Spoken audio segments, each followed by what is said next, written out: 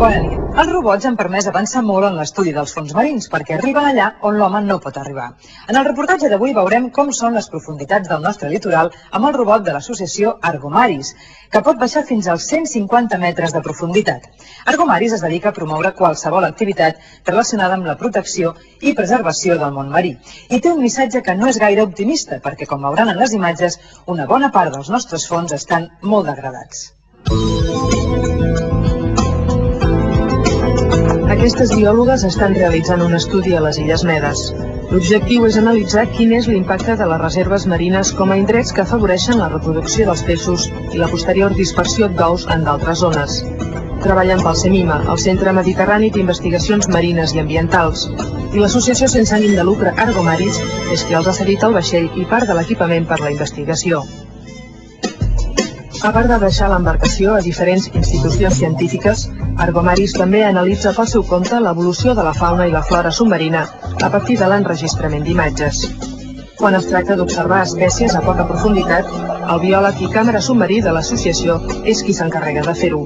Tants anys d'experiència li permeten passar llargues estones sota l'aigua i gravar imatges inèdites del comportament animal relacionat amb l'alimentació o l'aparellament de diferents espècies. A més, les imatges a gran augment permeten conèixer el funcionament de molts organismes marins. Cadascun dels individus d'aquesta colònia de gorgònies mesuren uns 4 mil·límetres.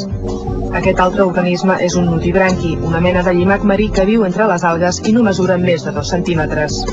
La mateixa grandària d'aquesta barqueta, una petita medusa gelatinosa poc abundant en els nostres litorals. Argomaris també fa seguiments visuals dels canvis que al llarg del temps afecten a les poblacions d'organismes. En aquest cas observem una proliferació anormal d'algues, originades possiblement per l'augment de la temperatura del mar i per un excés de nutrients.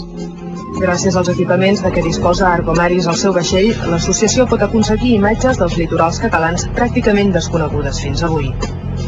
Argomaris en aquests moments ofereix a les institucions científiques la possibilitat de capturar imatges a mitja i gran fondària gràcies a un robot del que disposem, després de fer cartografia submarina i posem el vaixell a disposició de les institucions científiques que vulguin gaudir-hi.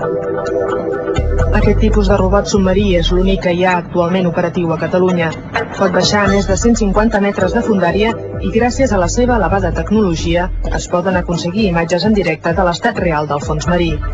En aquest cas veiem les restes d'un vaixell enfonsat a 80 metres de profunditat al Golf de Roses.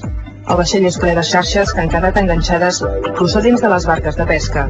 Amb tot, no dificulten la proliferació de peixos i altres organismes que amb els anys s'hi han anat desenvolupant.